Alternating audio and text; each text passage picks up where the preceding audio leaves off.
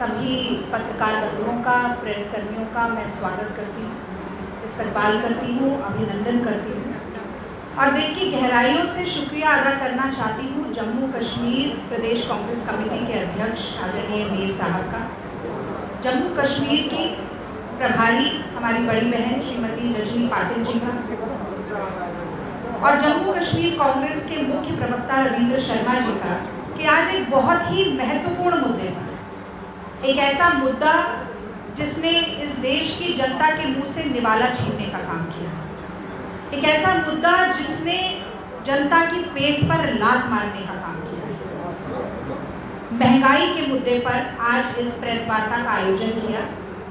और सबसे ज़्यादा आभारी मैं आप सभी लोगों की हूँ कि आप लोग धैर्य से कांग्रेस पार्टी की बात सुनने के लिए यहाँ पर आए हैं।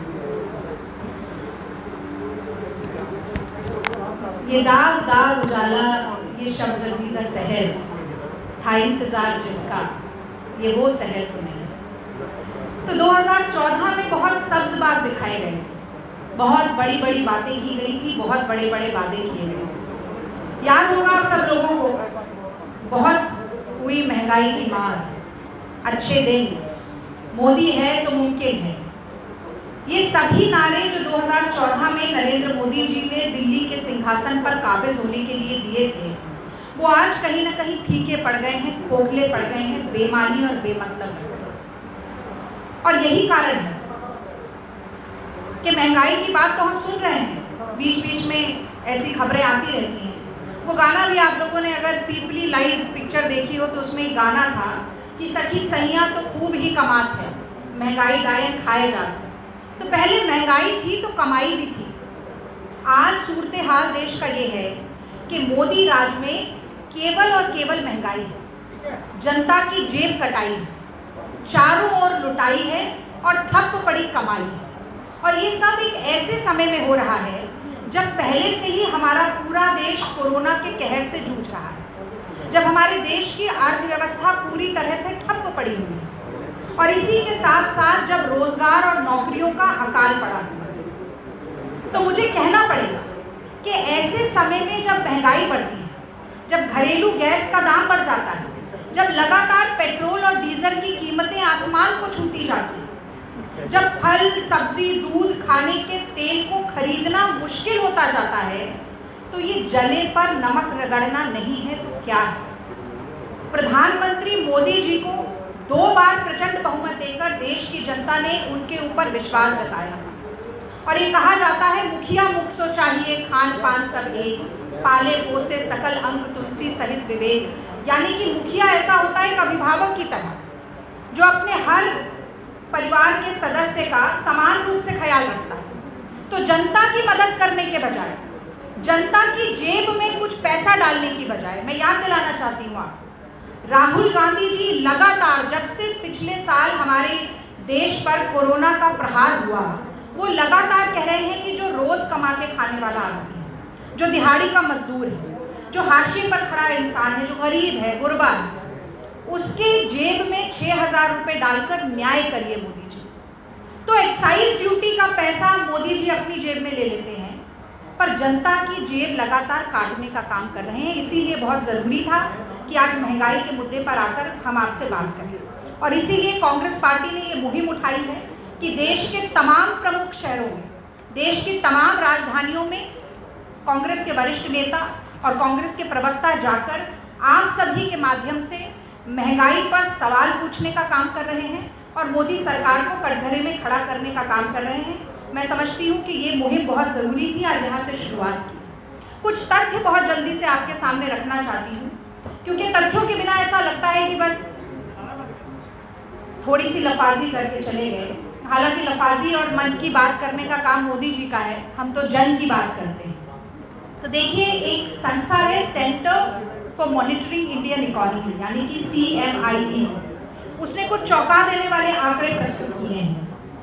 यूपीए सरकार के कार्यकाल के दौरान 27 करोड़ लोगों को हम गरीबी रेखा से ऊपर लेकर आए और मोदी राज में 23 करोड़ लोग वापस गरीबी रेखा के नीचे चले गए। वो कहते थे मोदी जी 2 करोड़ नौकरी सालाना देंगे, कहाँ तो तय था चरागा हर एक घर के लिए। कहाँ चराग मयस्सर नहीं शहर के लिए। तो 2 करोड़ नौकरी सालाना देंगे और पिछले साल केवल 2 महीने में 2 करोड़ नौकरियां चली गई, यानी अप्रैल और मई 2020 में देश में 2 करोड़ लोग बेरोजगार हो गए। 97% लोग हमारे देश के ऐसे हैं जिनके पिछली 1.5 साल में आय कम हुई, आमदनी कम हुई, जेब में पैसा कम आया।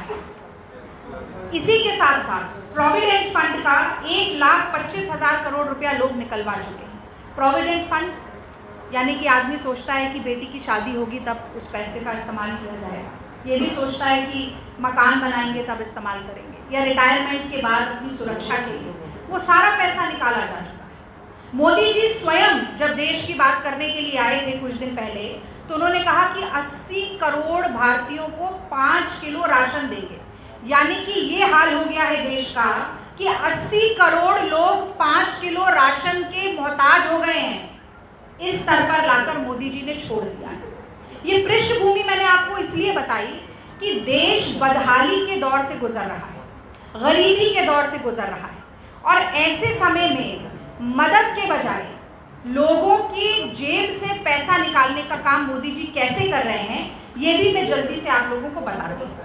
तो 1 जनवरी 2021 से 11 जुलाई 2021 के बीच में मोदी जी ने पेट्रोल और डीजल के दाम 65 बार बढ़ा दिए। अब आप सभी मीडिया कर्मी भी हैं, किसी कोई स्कूटी से आता होगा, कोई मोटरसाइकिल से आता होगा, कोई कार से आता होगा, आवागमन करता होगा, खासतौर से जो हमारे रिपोर्टर भाई हैं सारे, उनका तो सुबह से शाम का काम है। 200 शहर ऐसे हैं जहां पर पेट्रोल की कीमत 100 से ऊपर पहुंच गई है। किसकी जेब पर फर्क नहीं पड़ा, मैं ये जानना चाहती हूँ। और इसी के साथ साथ एक्साइज ड्यूटी बढ़ाकर मोदी सरकार ने 25 लाख करोड़ का मुनाफा पिछले 7 सालों में कमाया। यानी कि जनता को हम कह रहे हैं कि 6,000 रुपया दे दीजिए, वो देने के लिए नहीं, 25 लाख करोड़ रुपया अपनी जेब में भरने के लिए, सेंट्रल विस्टा पर 20,000 करोड़ रुपया खर्चने के लिए, 8,500 करोड़ का अपना पर्सनल प्लेन खरीदने के लिए है, और तो और छोड़िए 10 लाख रुपए का अपने ही नाम की कढ़ाई वाला सूट पहनने के लिए पैसा है। लेकिन गरीब जनता को 6,000 रुपया देने के लिए मोदी जी के पास पैसा नहीं। एक और मैं दिलचस्प बात आपको बताना चाहती हूँ कि ये एक्साइज कलेक्शन 2014-15 में 1,72,000 करोड़ था, और वो बढ़कर 4,53,000 करोड़ रुपया हो गया। लगातार एक्साइज ड्यूटी से पैसा बढ़ाने का काम मोदी सरकार कर रही है। हमारे समय पर 2014 में जब हमारी सरकार थी, कांग्रेस की यूपीए की सरकार थी, तो अंतरराष्ट्रीय बाजार में प्रति बैरल $108 का दाम था।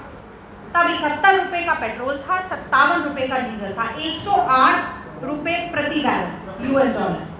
आज औसतन 45 से 50 USD पर बैरल का रेट चल रहा है, और हम 100 रुपया दे रहे हैं। यानी कि जब दुगना दाम था तब हम 71 रुपए दे रहे थे, अब आधा दाम हो गया है तब हम 100 रुपए दे रहे हैं। तो ये इस बीच की जो मुनाफाखोरी है, मैं समझती हूँ एक बहुत ही निर्दयी सरकार, एक बहुत ही निष्ठुर सरकार, और एक ऐसी सरकार जो अपने देश के लोगों के प्रति कोई संवेदना नहीं रखती है, वो ऐसे आपदा में अवसर खोजने का काम कर सकती है, और वो इस तरीके की मुनाफाखोरी का काम कर सकती है।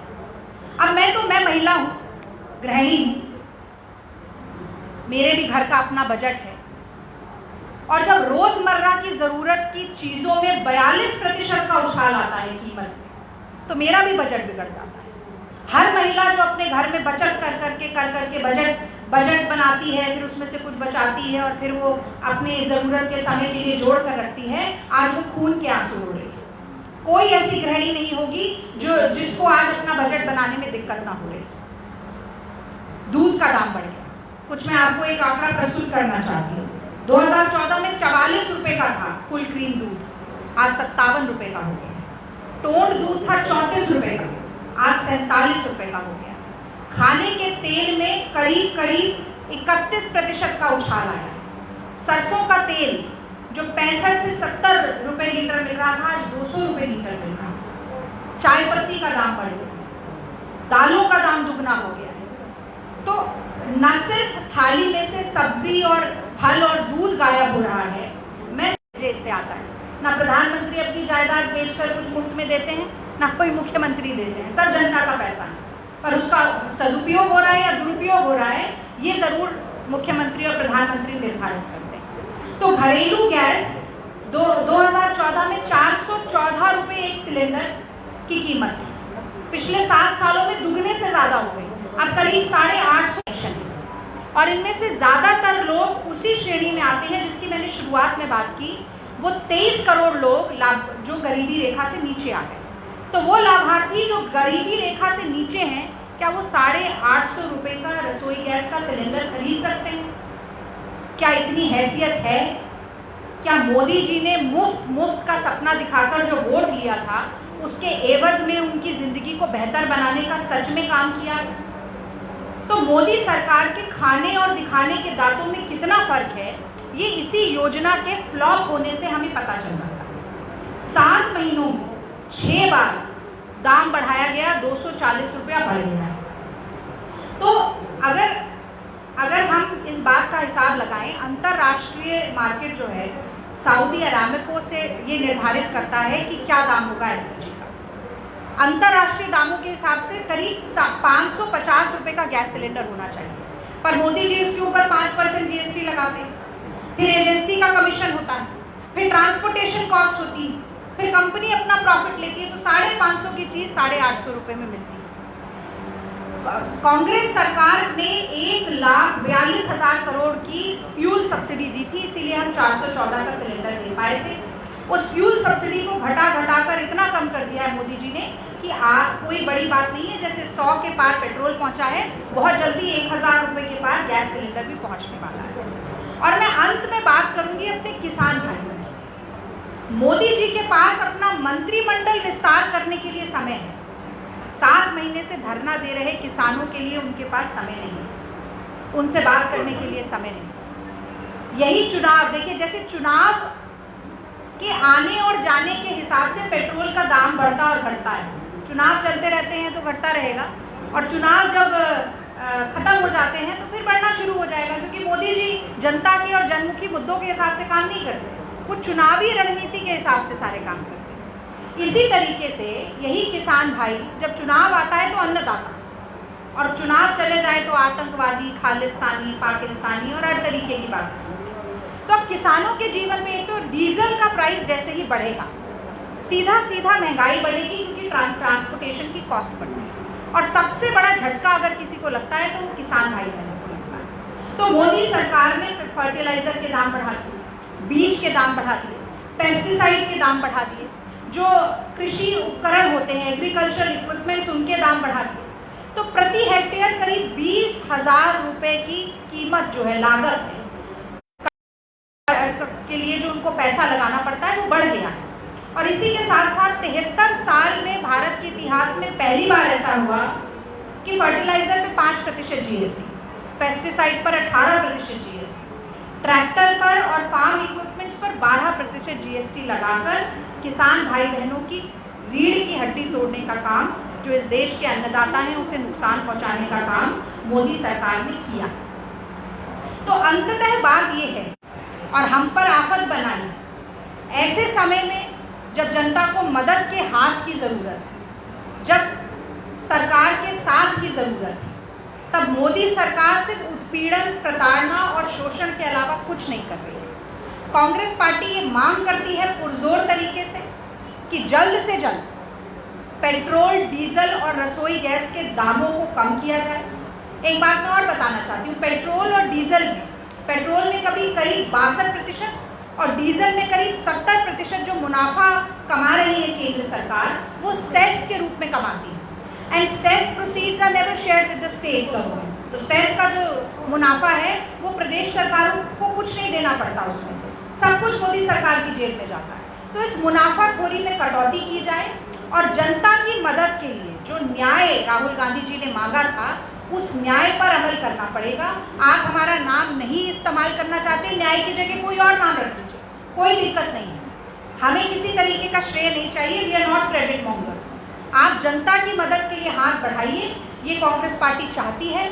और जब तक ऐसा नहीं होगा, सड़क से लेकर संसद तक प्रेस कॉन्फ्रेंस से लेकर सोशल मीडिया तक कांग्रेस पार्टी लगातार आवाज उठाएगी, आप लोगों को माध्यम बनाकर, धरना प्रदर्शन करके। हालांकि मैं समझती हूँ कि कोविड के कारण एजुकेशनल पॉलिटिक्स का जो स्कोप है वो थोड़ा कम हो गया है, सिकुड़ गया है, सिमट गया है, लेकिन हर तरह से कंधे से कंधा, कदम से कदम और आवाज़ से आवाज़ मिलाकर महंगाई को खत्म करने के लिए कांग्रेस पार्टी जो है वो देश की जनता के साथ खड़ी है। और जब तक मोदी जी, जैसा कि आपको याद होगा, भूमि अधिग्रहण बिल लेकर आए थे किसानों की ज़मीन हड़पने के लिए, राहुल गांधी जी के नेतृत्व में जनता ने जब आवाज़ उठाई तो मोदी सरकार प्रचंड बहुमत के बावजूद भी उनको घुटने टिकाने पड़े। वही मोदी सरकार को घुटने टिकाने का काम कांग्रेस पार्टी करेगी। इस प्रण के साथ आज आप लोगों से ये वार्ता की, आगे भी ज़रूरत पड़ेगी तो हम में से कोई हमारा साथी आकर आपसे ज़रूर बात करेगा, और यदि आपके कोई प्रश्न हैं तो मैं ज़रूर उनका जवाब देने की कोशिश करूंगी। आपने इतने धैर्य से मेरी बात को सुना, आपका बहुत बहुत धन्यवाद। जय हिंद। मेरा प्रश्न है आपसे, लगातार अगर विपक्ष के तौर पर आपको देखा जाए, अच्छा किरदार आप निभा रहे क्योंकि आप सत्ता बहुत हो चुके हैं, लेकिन इस समय जब धर्मेंद्र प्रधान पेट्रोलियम मंत्री थे, उन्होंने कहा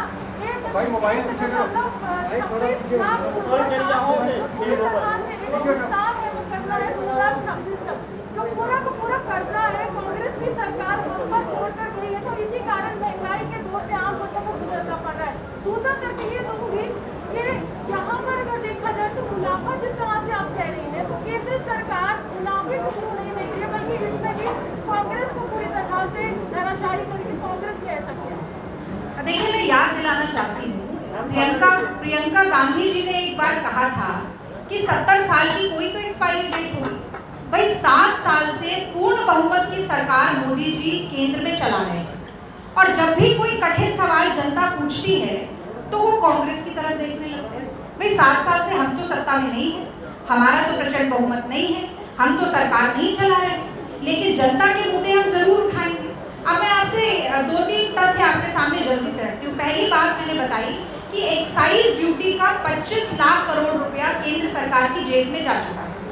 इसका मतलब ये है कि अगर वो सरकार उस पैसे का सदुपयोग करे तो पेट्रोल डीजल के दाम कम किए जा सकते हैं। दूसरी बात मैंने अपने वक्तव्य में बताई कि कांग्रेस पार्टी 108 रुपये प्रति बैरल का जब रेट था यूएस डॉलर का पेट्रोल का, उसके बावजूद भी 71 रुपये देने में सक्षम थी, क्योंकि हमारी नीति सही थी, क्योंकि हमने अर्थव्यवस्था का बंटाधार नहीं किया था, क्योंकि इकोनॉमिक रिसेशन इस तरीके का कभी नहीं था। 45 साल में सबसे ज्यादा बेरोजगारी का दौर हमने देख लिया कोरोना से पहले ही। अब बेरोजगारी पर सवाल पूछे तो भी ये कहा जाता है कि ये तो कोरोना के कारण हो गया।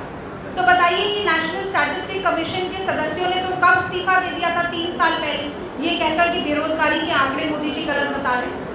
और इसी के साथ साथ क्योंकि ये कहीं ना कहीं पिछली कांग्रेस सरकार पर ठीकरा फोड़ने का काम होता है और कांग्रेस की राज्य सरकारों पर ठीकरा फोड़ने का काम होता है, तो मैं बताना चाहती हूँ कि आज भी जीएसटी के एरियर भी राज्य सरकारों के नहीं दिए गए। राजस्थान को केंद्र सरकार से 7,000 करोड़ का जीएसटी एरियर मिला, पंजाब को 7,393 करोड़ का मिला, छत्तीसगढ़ को 3,000 करोड़ का जीएसटी एरियर मिला, तमिलनाडु को 6,415 करोड़ का जीएसटी एरियर। और जब आप सेस के रूप में 60% मुनाफा कमा रहे हैं जो कि आप प्रदेश सरकारों को दे ही नहीं रहे, तो इसका मतलब है कि आपकी आर्थिक नीतियों में गड़बड़ की वजह से ये सब कुछ हो रहा है।